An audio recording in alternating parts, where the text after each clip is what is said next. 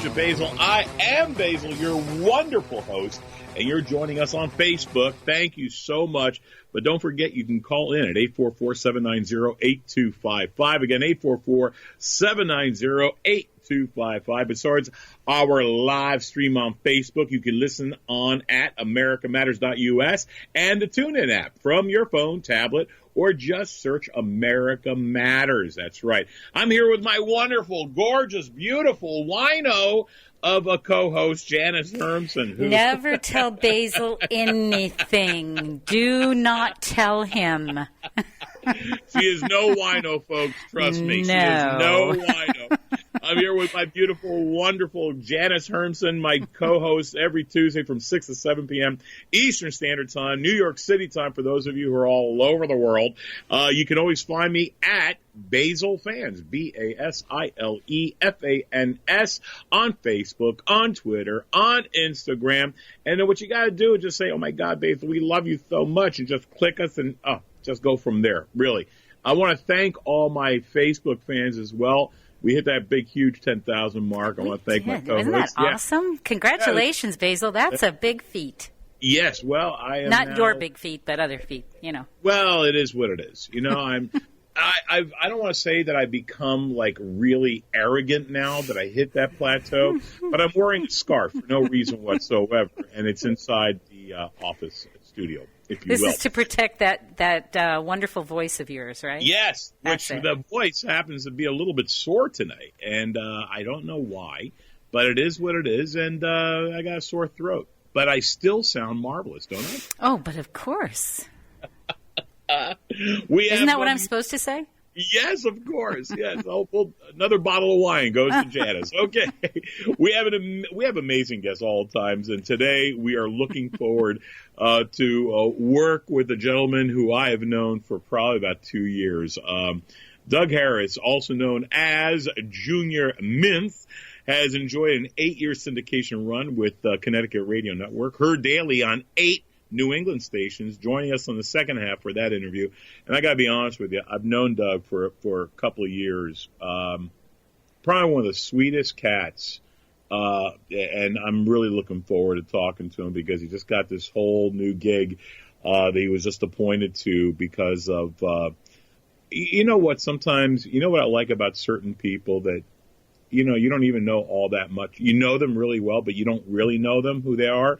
And you know, it was really, really cool to see he was appointed to this position, and we'll talk about that a little bit later. And we can, you know, talk about a few things as well, Janice. You know what? I was in Harrisburg, and I want to thank all the people that came to see me in Harrisburg, Pennsylvania, at Boomerangs, where the wonderful Comedy Zone is at. It was a great weekend. I want to thank you all so much. The weather kind of hit us a little bit towards that Sunday night, but I'll tell you what, where it's really cold is in Hell, Michigan. As a matter of fact, it's cold as hell. Do you like how I did that? Cold as hell. Anyway. That was very good. Very good. Yeah. But anyway. Where are you going to be? I am actually going to be going to Mexico, Cozumel, the western Bahamas, and kind of digging that. So I have a question for you. I'm sorry to interrupt, but I'm going to interrupt anyway. Why is it that sometimes I see your gigs on your page and sometimes I don't? Because I'm sure your fans might wonder that too. Oh, you know, I post them. I don't put them on every day and stuff like that. Okay, so you don't always have everything on there where you're going to be? No, and you know, and they can always go to my website for that. They can always go to basilelive.com, and that's where we have all of our stuff set up. If you happen to see some, as a matter of fact, do you think I should put that on a regular basis? I do. I do. Do you I really? think that. Yeah, I do. I think that you know. I mean, you never know when somebody's traveling, or you know, they just might like to know that you're out there. Now, you know. Basile, the only ones I wouldn't put on if I were you would be your private parties, your private events. Really? Yeah, because you don't want public showing up to those private events.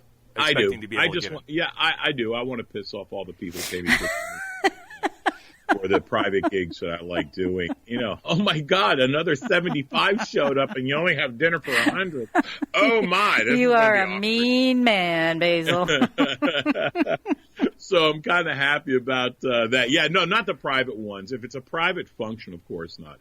Because I do stuff, private functions for Boeing. I've done stuff for AT&T, for American Airlines, U.S. Air, the defunct U.S. Air no longer. March of Dimes. I've done a lot of private functions for all of them, for the big shots. And McDonald's, it's always been nice to do for them, and because they pay you in French fries. I was going to ask you that. I thought maybe it was going to be fish fillet. Yeah, it's a Happy Meal. You get a happy meal. All right. Everybody's happy. Yeah, everyone's tickled to death, absolutely. But I want to thank all of them again in Harrisburg. I'll be on the Basile Opa cruise with Royal Caribbean. I leave on Saturday morning, and I have to be down in Florida, Miami, catch it. The Opa cruise it's like, it's kind of crazy because I got to entertain in general audience English that I do. And then I got to do my stand-up in Greek for the Greek audience. There's probably about, I think, like 650 people are going to be there. Something crazy. So that's fun. I'm not going to have a moment's peace. I'm not going to have a moment's peace. Wow. But the thing is, you know what? I love it. And so next week, we're going to have to play on Tuesday. We're going to wind up doing the best of because I will be on a ship. I wish we could go ahead and do something for our next. That would have been really fun if you could have.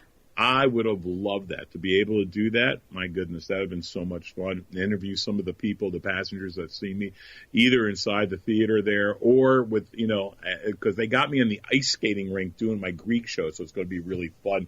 Oh, wow. These ships, this is the biggest ship that they have, Royal Caribbean has.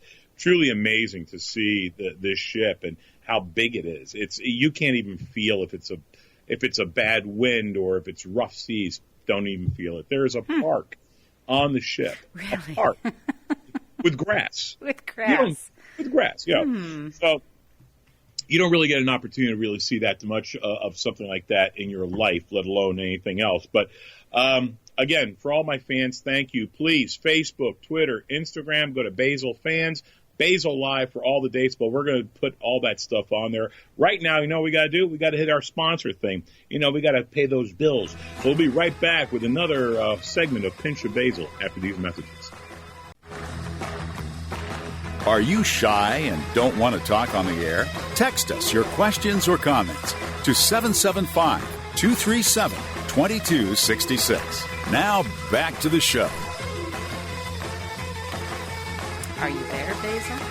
I am here. Did we lose you? I am here. The music is blaring in my ear. I didn't know exactly where I was supposed to come in on that one. I just thought I'd be obvious. What the heck? No, I know. We were, when the music's great, when that song Mise à l'eau comes on, and that's the Pulp Fiction version of Mise à l'eau, and that was actually a Greek song. A lot of people don't know that. They all associate it with it being like part of Americana culture because it was on one of the greatest movies ever made, Pulp Fiction. As a matter of fact, we'll be asking Doug Harris, who's our film critic, about Pulp Fiction, because I like that movie. Anything with Tarantino, I like it because it's bizarre. It's a little bit off the wall, So I love it. But anyway, we're back. You're listening to Basile all around the world. That's right, for my fans in Australia, in South Africa, all throughout Europe, here in the United States, Canada. They even love me in South America. Can you believe that? They love me in South America. Now, I would have never thought that, but I got a letter from the Taco Bell people, and they said they love when I eat. You know how many times I've been down in Mexico and asked for a Mexi Melt? They don't know what that is. They really don't know what that is. But I'm hoping one day we can start that Taco Bell. Do you think a Taco Bell fast food company would do well in Mexico? Only with the tourists. Only with because I just see this poor guy, Juan, go, Mexi Melt. What is a Mexi Melt? Oh, God's sake. Anyway, we're back every week on Tuesday between the hours of 6 to 7 p.m. We'll be on air with American Matters. Listen, you can always get in with us, really, 844-790-8255. Facebook, Twitter, Instagram, Basile Fans. Always check us in. And you can actually text us. Janice, give them that number. That number is 775-237-2266. So text us if you're a little bit shy. Yeah, please do so. I've got this thing we were talking about. I love song parodies. And I was unaware, because I didn't watch the Grammys all the way through, Did you see Weird Al Yankovic? I didn't. I did see that article, but I did not see that. I didn't watch either, so, Oh, my God. I was very, because I always consider Weird Al Yankovic like a novelty act, right. which, he is. But his videos are hysterical. Yes. And I truly love him. I got to be honest. I thought he was good. But believe it or not, this is Weird Al Yankovic. He beat out Guns N' Roses and the Grateful Dead. Isn't that something? For his latest, Grammy win, according to Zach O'Malley of Greenberg of Forbes magazine. It says here, Weird Al Yankovic snared the award for Best Box or Special Limited Edition Package. Besting the following nominees, including Guns N' Roses and the Grateful Dead. I would have thought that would have been impossible. But I guess people are really into it. I guess they are. Well, you were in a parody, weren't you? Well, I've done 2 CDs that I did. They were Greek parodies. One was Men in Skirts, and the other one was Hey Yaya, that I did with a very, very talented cat that I wound up doing named Jimmy Santos out of New York. And we did them, and, they were fun. They were fun to do. And, when I did, some of them, we thought, oh, my God, this is terrible, because we were so tired one night. We cut a couple of the songs. We really did this one song late at night. And we were up to 2, and I said, oh, this is going to suck. And the next morning we heard it. We were laughing our asses off. It was so funny. And so I was really, really, happy about that. You know what? Like I said, I brought up Hell, Michigan. The show was hysterical, last week. Yes. I gotta tell you, I really enjoyed it. As a matter of fact, I'm thinking that maybe we should take this show and do a live broadcast from Hell, Michigan. Are you going to go to Hell, Basile? I am going to Hell. You set me up for that, Yeah, I know. But the thing is, I'm going to go in a basket. So I'll be going to Hell in a handbasket. So, wow, really? You're gonna moan on that one? That one you're going to moan Got on? it. Okay. Got it. Yeah, Paul Bond says, I guess that's where the expression "it's cold as hell" comes from Michigan. Okay, thank you, Paul Bond, for that witty repartee. No, Paul, hysterical cat. Yeah, Paul, I got a lot to talk to you about. We'll talk later on, buddy boy. But listen, Hell is. I want to go there because I've been through there before. But I think we should do the show, and I'm being serious. I think we should do the show live broadcast from Hell, Michigan. It would be interesting. Come on, we can do it. Once we hit 1 million listeners, follow me on this, 1 million listeners. We got a ways to go. No. Be positive. Be positive. Listen, did I ever think I'd have over 10,000 followers? Oh, okay. Well, I did, but that's not the point. The point is we got to go there. And there are other places, right? There are other places known for Hell, isn't there? Yes, there are. And so you threw this to me, and I wasn't ready for you. Yeah, no, you did. Right. No, it's okay.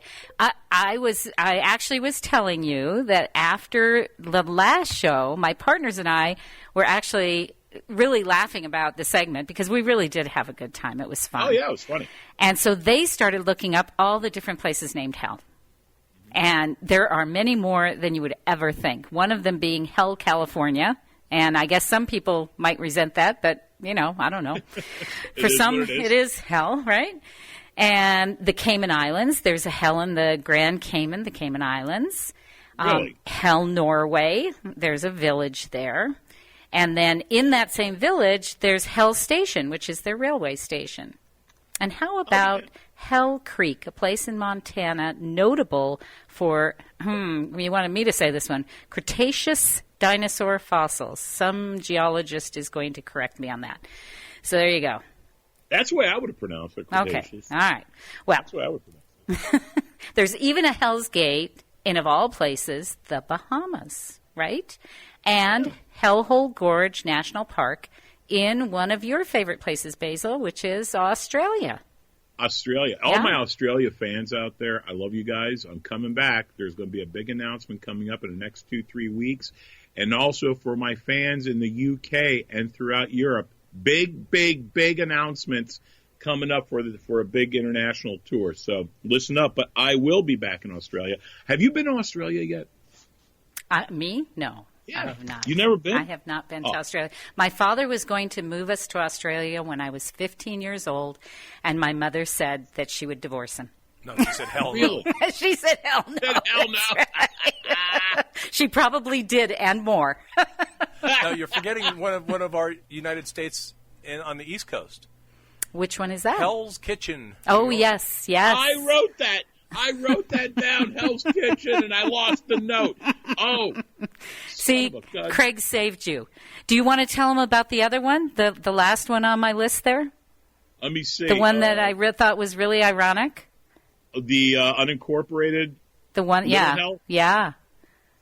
There's an unincorporated community. Is it, how do you? I don't know how to say that. Accomack could County? Be. Yeah, Nope. Go ahead. No, I think it's Accomack, Accomack. Right. Accomack. Right. That's the way I would have pronounced it. Accomack County, Virginia.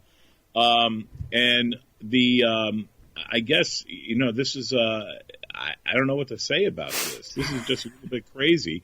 I wrote down, what about the Hell's Kitchen was there. Okay. You want me to tell? Yeah, read it, because I can't. Okay, if you can believe this, I started to say it's in Virginia. Right. And this is Little Hell. Do you think their governor has been there lately? Oh, I think he's been there, and I think he's still. I'm sorry for the governor. I really am. I think he's in hell right now. All three of them. All three of them. They're all in Little Hell, aren't they? Or they should go there.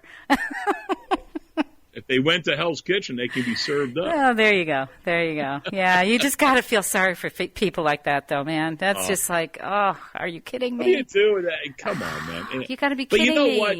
I think if you wind up taking to the point where, my God, I think I would be judged as an idiot if they judged me on what I did in high school. Well, I do agree with that. I really do. I think that we all have done very dumb things at some time in our lives, especially when we're young. So yeah, but not Craig. Craig has always been a very. Oh hell no! I've done it. Mine as recent as this morning of coming to work and doing this show. Hell yeah! I'm going to be doing that show one day. There you go. I think we've all done something crazy and stupid in our lives that we regretted. But yes. Me personally, I've never done anything like that. But no, I haven't either. But I've known people who have done dumber things.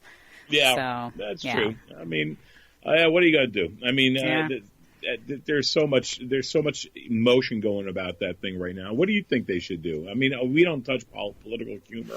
No, but I couldn't resist that one. I'm sorry, I had to do it. When I saw Little Hell was in Virginia, I was like, oh my goodness. Yeah, they're cooking in there right now. Yeah, it's something. But no, I'll tell you what. For those, and you got some great stories here. You also, well, you know what? I'm going to talk about this at another time. About the study about emotion. Yes, yes. Let's do that another time because we're going to run out of time here. Yeah, absolutely. Because we have a tremendous guest. I got to be honest with you. I met this guy like 2 years ago, and one of the greatest sweethearts. And loved working with him. We may be working again together someday as well. But I'll tell you what, love this guy. But listen, we're going to come back with our wonderful guest, Doug Harris, also known as Junior Mintz. And he'll be right back after we close after some of these messages. You're listening to A Pinch of Basile. Now back to the show. Oh, we are back on the Pitch of Basile. Don't forget, I am streaming this live on Facebook. You can also listen on a TuneIn app or any phone device. Once you have the app, just search America Matters. And if you're on your computer, go to americamatters.us. If you want to comment, go to my Basile fans page on Facebook, and that's BASILEFANS. If you have any questions for me, give us a call, 844-790-8255, or you can also text Janice. Can give you that number. Janice, hit that number one more time, because Absolutely. I'm sure we're going to have people. 775-237-2266. You heard it, folks. Listen, 2266. I knew you wanted me to say that. I wasn't going to do it. You are the reason why I don't have nice things, for God's sakes. Okay. For over 30 saw the look years, on his face. I couldn't believe it. For over 35 years, American movie lovers have enjoyed his unabashed on-air antics of movie critic Junior Mintz, the creation of Doug Harris. The Houston radio affiliates have also included Rock 101 KLOL, The Buzz, the new 93Q, News 92 FM. Mr. Doug Harris is also a member of the Texas Radio Hall of Fame and Broadcast Film Critics Association, and was recently elected. And I'm very proud of him as president of the Houston Film Critics Society. He's just an unbelievable man. Movie reviews by Junior Mintz are now heard on NASA's digital radio station, Third Rock Radio. Welcome to A Pinch of Basile. Dougie, I love you. How you doing, brother? I'm worn out already. I mean, first we got the cool licks from Dick Dale. Dun, dun, dun, dun, dun. Love that. And now you gave me an introduction. Couldn't have been better if I wrote it myself. Yes, it's amazing. It is truly amazing. Doug, how do I do it? It's I magic. don't. You're just amazing. One of a kind. Too big true. to fail. It's so true. So true. Doug, great to have you on the show. And, I got that remains to be seen, but we'll give it a shot. Absolutely. Okay. Man, to be the president of the Houston Film Critics Society, I don't know if you saw that coming. I don't know if you knew that, but I got to tell you, that's a hell of a coup. And, I knew that you did the character of Junior Mintz. I know that you did that stuff, but I got to tell you, I'm really proud of you, and I want to send you all the kudos in the world for that. There's a bunch of questions I got to ask you. Uh-oh. Okay. First off, the Kevin Hart thing. How did you feel about how it went down? Because this year's Oscars, I don't know how it's gonna play out. Talk to me. Tell me. Well, so the Oscars without a host is a relatively new concept, and you and I are both of the age where we remember some really most excellent hosts, including Mr. Johnny Carson, Billy Crystal, and then they sort of got experimental and adventurous, and we had some guys and gals that just didn't quite nail it. David Letterman, I think he's still apologizing for that performance. Remember Oma? Oprah, Oma. Oh, man. The Kevin Hart issue is a bigger one than just we can't use him for this show. We struggle to celebrate the art from the artist, and a comedian is an artist. I think you can speak to that. So do we put aside these transgressions, certainly transgressions that are 10 and 15 years ago, and celebrate the fact that he makes us laugh, or does he get denied this platform? I think he could have handled it better, and he should have handled it quicker. The bigger issue is how will the Oscars do without a host? And I don't know. I cannot imagine them without Billy Crystal or Johnny Carson or even Whoopi Goldberg or some of the people that really did a nice job. But at the same time, some stuff I could have done without, like some of these production numbers that go on for 12 minutes that are basically designed to sell, collectibles at the Disney store. So, I think we could do without that. But it remains to be seen what happens. One of my favorites, I probably would have to say, of all the years I've been watching the Oscars, Billy Crystal with Jack Palance. That was probably, and you and I have talked before. Regarding award shows and stuff like that. And I always love something that's a reoccurring type of a character. And with Bill Crystal pulling the Oscar that was on its side, that huge Oscar, and Jack Palance sitting way at the back end of it as he was, being introduced, that to me killed me. That was one of the funniest moments. The one-handed push-ups, that Jack Palance did, and then we're reliving stuff that hopefully is alive on YouTube somewhere. But a running gag is nice. And speaking of running gags, David Niven was presenting when somebody streaked. I mean, and Marlon Brando not showing up and sending Sacheen Littlefeather to accept. There are so many historic moments in Oscar history. I hope we get one. I hope we get one here on the 23rd. Is that a week from this Sunday? Yeah. I think it is a week from this Sunday. I hope we get one then too.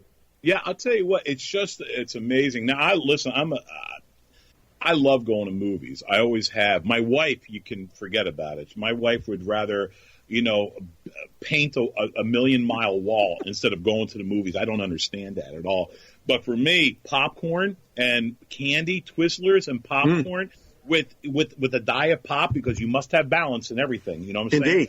Indeed. So between that, I mean, do you see, unfortunately, movie theaters going by the wayside of the buggy whip, because people are bringing the movies to their home through the computer, do you see the movies slowly, these theaters closing down? No, I think there'll always be a spot in the American society for a theater that is well run, that respects its consumers, and the people that pay $12.50 a pop plus. They go in there, they get the popcorn that you mentioned, they get a drink with it so big it's got an undertow. I mean, the going to sit in a room that's cold and dark with a bunch of strangers to laugh and cry and feed your face. There's a certain magic to all that. So I don't think it's going away. I think that the bigger issue we have to deal with are the theater owners continuing to grow. We have a great theater here in this area called the Alamo Drafthouse. You've got cushy seats, I mean, as good as any first class on any aircraft I've been on. Great food served right there, alcoholic beverages, hot and cold running waiters to get you stuff. You park for free out front. The screen is crisp and sound is clear. So they're working hard. And others, I see about 3 movies a week, and not all the theater owners step up like that. I think a lot of the art house theaters that have added, fancy pants snacks and a full bar, they're going the extra distance. So the short answer is the theater owners are going to have to keep up with the pace of the theater goer, and at the same time, if you can afford to build a home studio in your house, go for it. Get the big airline chairs and your DVD and Blu-ray library and pack it in and watch it at home with the kids. Because you can pause and, take a little comedian's break, an AARP break. I got no problem with that before. You mentioned that, you see 3 movies a week. Let me ask you a question. Mm-hmm. How many movies do you think you have probably gone to a movie theater and seen? Oh, I don't know. I got to do the math. Can I get my smartphone? I got a smartphone here the size of a Pop-Tart here. It can do anything. But let me give you another figure. So you mentioned the Houston Film Critics Society the other day. Yes. We have 37 members. Very eclectic bunch. Collectively, those 37 members in the last year have seen 10,000 movie titles. Wow. Now, that's pretty impressive. Now, some of these guys and gals, they'll go into a theater and they'll see 4 or 5 features in a day, and no jumping theaters. Okay, we pay our way, and certain theaters give us courtesies as far as passes and all, and so that's a staggering number to me, 10,000. And can I tell you something? Aren't that 10,000 great movies out there? So no. These folks are troopers. They're absolute troopers to go see. Last night I saw a movie called Happy Death Day to You. That means it's a sequel. All right, and a sequel. So I'm broadcasting from the studios of Eskimo TV here in Houston, Texas, 4th largest city in the United States. First word spoken from the moon.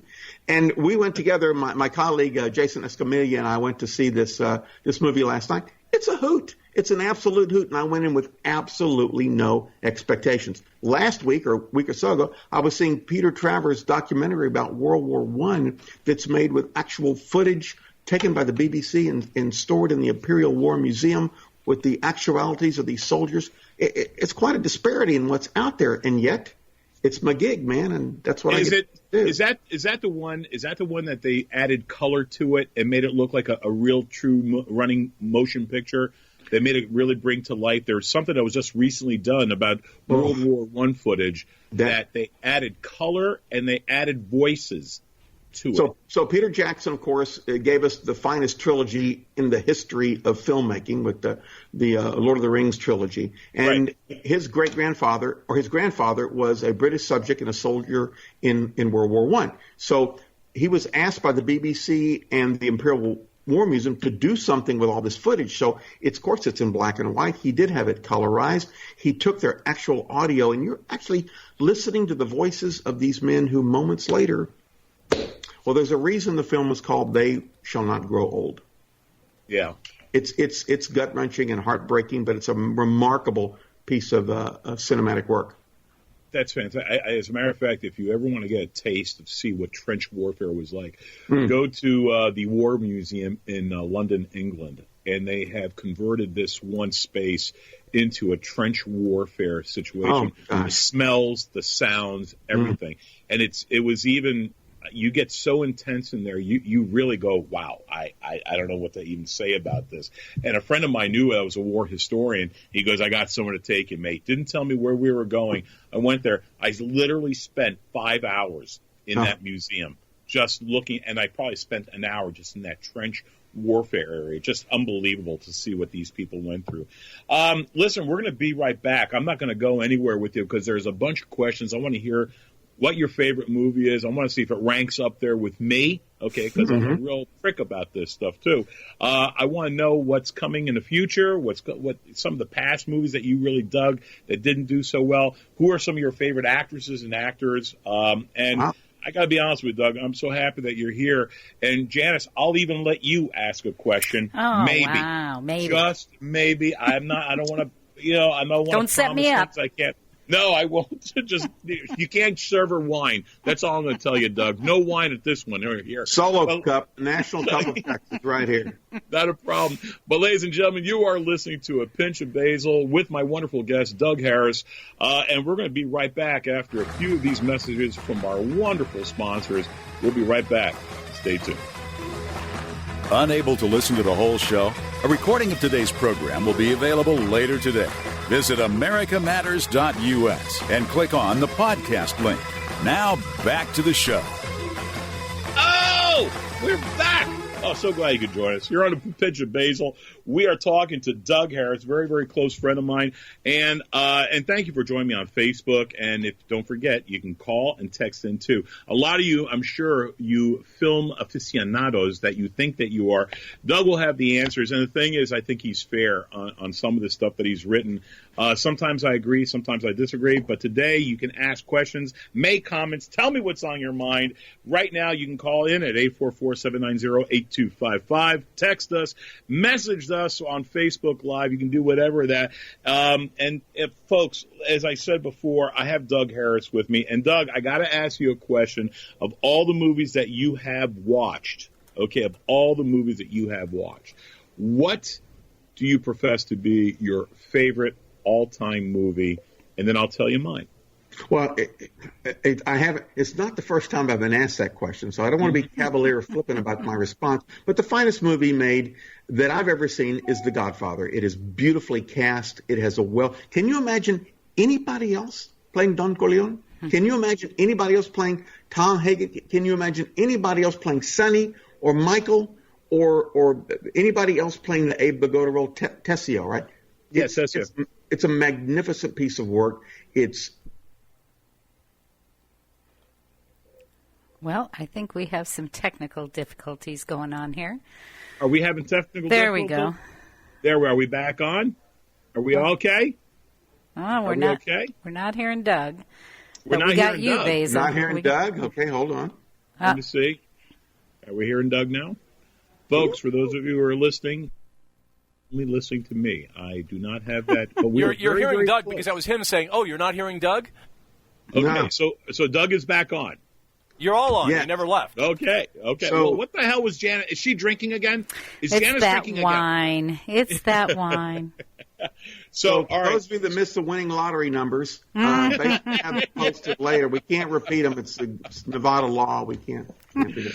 No, I got to tell you, I love. There was one scene that I always got a kick of because I was always, there's always crazy sex, right? And it was always when Sonny had the bridesmaid in his room. Yes. During the sister's wedding. That was one of my favorite parts as a kid. It was like me watching National Geographic magazine going to the Africa issue. I always thought all naked women carried a spear and an actual shield, because I was like, oh my God, that was so sexy. Love that part. But we're very close. Yeah, Very what's close. your favorite? Once Upon a Time in America. Same genre, some of the same fate. Wait a minute. Robert De Niro, who else? De Niro was in there. I mean, there was a lot of great actors. Robert Woods was in there. James Woods. I'm sorry. Yeah. James Woods was in there. I love period pieces. I always have loved period pieces. And there's something, although corrupt, something very cool about being in that time period of growing up in the mobster type, times. I would never think to let you know that I was tough enough to be a mobster. I could never. But that was, some of the best lines in the world today. And they did eat well. Leave the gun, take the cannolis, stuff like that. Take them to the mattresses. These are actual words, wisdom that I still use today. And to me, it's hysterical. But that's okay. What's your favorite take on who do you think is going to win the best picture this year, Doug? So let's make a quick distinction, just as the A&E channel does, arts and entertainment. So there are very artistic films, and then there are those that are quite entertaining. And so we have to salute artistic performances and cinematography, which, by the way, they're not going to do this year. They're going to do it during a commercial break. Big hoopla there. And stuff that's just entertaining. So if we're looking about something that the average Joe lunchbox can enjoy and take the family to and all, I got to go with Green Book. It's a remarkable piece of work. You've got a great performance by Mahershala Ali, and I just love saying Mahershala. I think it's a wonderful, and that's the same guy that's on True Detective. So you've got Viggo Mortensen. It's a classic tale, so to speak, of a problem that still is out there for us to deal with. It's got good music. It's got heart. It's got action. It's got great performances. When I look at pure entertainment, I think that I have to give that to Green Book. At the same time, Bohemian Rhapsody. I am not a music historian. I lived through a lot of that. You lived through these times too. Sure, absolutely. I did not. I met, I think, Brian May from Queen. I didn't mean the other guys, but I was a fan. I don't care if it's out of sequence. I had a heck of a good time. The guy that played Freddie Mercury, Rami Malek, he's incredible. He did, they used to say about Fred Astaire, Ginger Rogers did everything Fred Astaire did backwards and in high heels. Okay. So this guy did everything with this incredible apparatus in his face and still managed to give an incredible performance. So for pure entertainment and a good bit of art, I got to go with Bohemian Rhapsody and Green Book. I thought Black Panther was a remarkable film, but, a lot of people have said, well, it's a superhero movie. Some of the other ones out there I'm less excited about, but there is both art and entertainment out there. And the oversight to me in Oscar nominations is that Won't You Be My Neighbor, which was the documentary made about Fred Rogers and Mr. Rogers, didn't even get a nomination. And that's one that the Houston Film Critics Society gave the award for Best Documentary. It's a remarkable film, and it's not the self-serving, pandering fluff piece it could have been. It's a remarkable portrayal of an amazing man and some incredible times in U.S. history, and it's worth the price of admission. Although I think now it's a Netflix or a DVD. So, and I'm rambling now, but I'm speaking with passion about what I hope happens on the Academy Awards night, and what's not going to happen is for Won't You Be My Neighbor to get its just due. And, listen, Fred Rogers was definitely a wonderful icon, an American folk hero icon. Even when I was a kid, I would watch because we had public radio, or like public television, and I would watch that as well. But and then someone told me that he was, an assassin or some type of a thing. Oh. And I'm like, is that true? If that's true, I'm really nervous about it. It's not. I didn't think it was, but I'm like, no, he was, man. He was an actual sharpshooter, and he would, I'm like, really? But he was a Marine, wasn't he? He was a Marine? I don't think that Fred served in the military. I don't recall that being I think they would have played that up. What I do recall him doing is saving public television. He went before Congress and he educated this doofus, and he schooled him, and he changed. This is available on YouTube now. You go on there and look at the footage, and he absolutely schooled him. It's about a 7 or 8 minute piece, if I recall. He schooled this fellow, and he in one afternoon saved public television. I've seen it. I've seen it on It was on Facebook at one time. And if you ever want to think that, if you're really passionate about something, explain it to them like they're a 5-year-old, and explain it to them and this one senator changed his mind just like that. If you remember, I think it was it wasn't DeConcini. I can't remember who the congressman or senator was, but he says, you know what? Forgotten, but we remember Fred Rogers. That's absolutely the important bit. Yeah, absolutely. This has got to be probably one of your favorite things to do in the world. I got to think, what's it like to wake up in the morning knowing you got to go hit a couple of movies and do something? Does your wife ever go with you? Fancy Nancy does on occasion go to the movies, but she's become a bit particular because we have 2 or 3, 4 screenings a week. And so she's gotten a little more particular. Who are the stars? Was it one of our favorite theaters? What's the nicest restaurant close by? Are they open afterwards? Those kind of things. But so most all of the 37 members, I think all of them do it. This is like a side hustle for a lot of people. Nobody really makes a full-time living just reviewing movies anymore. We do it for the love of it and the fun and the handful of shekels that come our way. So you've got to have your daytime gig, and in my world is in advertising and marketing. So this is a natural extension of me appreciating someone else's showmanship and art. And it's a hoot. I mean, it's not bad to be a movie critic who gets to walk to the front of the line at a screening, who has a reserved seat. You just have to, hold up your end of the deal. You can't walk out of movies you don't like, and you have a responsibility to report on stuff that maybe isn't your cup of tea. I'm not a big fan of animated features. I have no, children in my house. My friends' kids are all grown, so I can't really speak that that's my passion. Oh my gosh. And we have 3 spectacular films coming out this summer. You've got Dumbo, you've got Aladdin, and you've got there's another Toy Story. So I need to go see those. I will be excited about the special effects, but sometimes you have to go see stuff that's just interesting or intriguing, or because it's an important film. So I agree. That's a great way of saying it. But I got to tell you, I think you're lucky. I'm going to give Janice this one opportunity while we still have about 1 minute and 2 seconds left to ask her question, because we need to cut it short. Janice, you have a question for wonderful Doug? Do you have a favorite place that you go to watch movies?